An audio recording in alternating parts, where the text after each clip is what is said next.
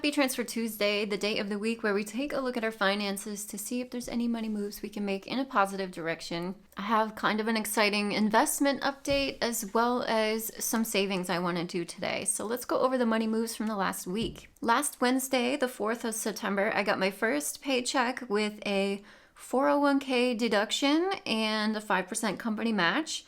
I'm very excited about that. So $46.25 was taken from my paycheck and put into a 401k. And my employer also put $46.25 into my 401k. So this new 401k is with JP Morgan. I've never had JP Morgan before. I've had Fidelity, and right now my 401k from my previous employers is sitting with Vanguard because that's who my last employer used. I'm actually happy to be switching.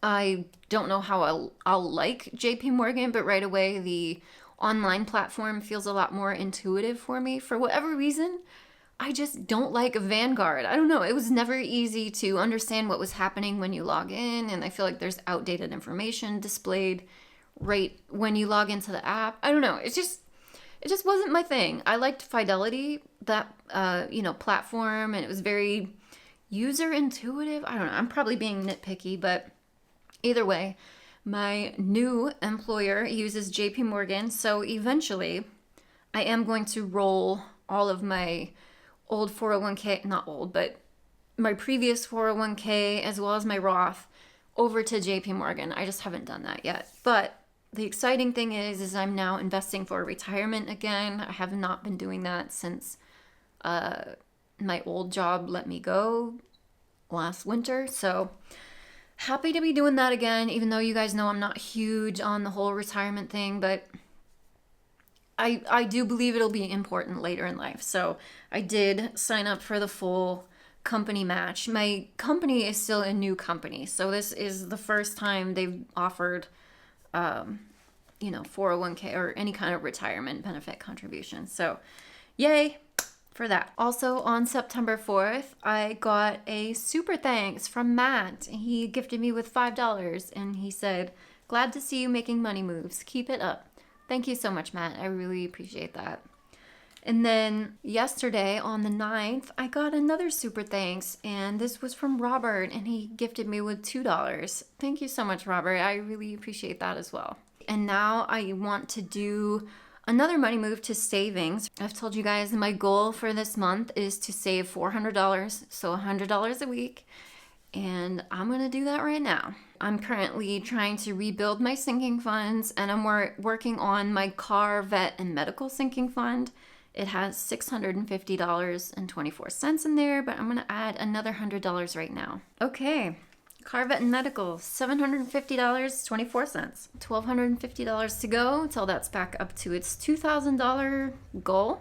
Thank goodness for sinking funds. Sorry, I had to switch locations. The last thing I wanted to touch on was just my rental property income. Every time I talk about it or mention that my tenant has paid late or hasn't paid yet, I always seem to get a handful of comments about how I should never allow that to happen. I need to make sure my tenant pays on time every month, etc. And I hear you. Trust me, I hear you. But there's nothing I can do about that, at least in the short term. Whenever my tenant is late, the property management team reaches out to him. They start their eviction noticing process. There is a process outlined legally in his lease. If he's not paid by the date, then this is what happens. All they can do above and beyond that is to keep calling him and asking him, when do you think you're going to be able to pay? And from what they're telling me, they are calling, they're reaching out, they're talking to him, and he gives them feedback and, oh, I'll be able to pay on XYZ date. And he has made another chunk payment since I did the August budget review. So he's still late, unfortunately, for August, but not by the full rent amount. So yeah, it's chaotic, it's annoying, it's hard to keep track of. But aside from going through the legal process of notifying that you've been late, here's your late fee, which he pays a late fee every single month. There's been a lot of comments on me not collecting late fees.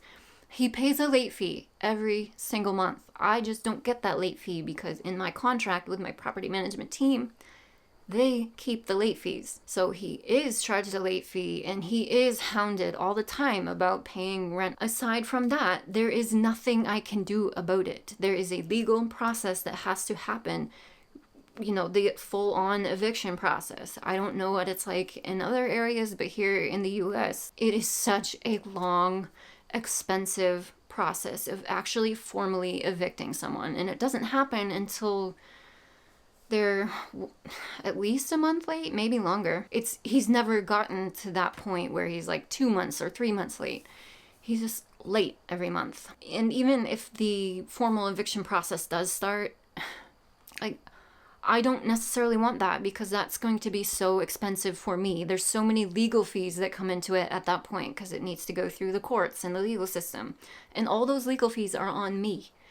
And it's pretty much a guarantee that when a tenant gets an eviction notice and the formal process has started and they know that formal process has started, it's almost guaranteed that they're going to stop and even trying to pay rent entirely because they know from that point they have at least a few months of being able to live there for free while the legal system works through whatever proceedings it needs to work through, and however long that takes, which from what I hear is lengthy. I know most of you understand that, but I always get comments about why I'm allowing that to happen or allowing him to pay late, and it's like, I'm not allowing it. I'm staying within the legal bounds of everything that I can do. But that's enough of that. That's all I've got for the money moves for the last week. As always, please feel free to let me know down below what money moves you guys have made towards your financial future. And I'll see you again very soon. Bye.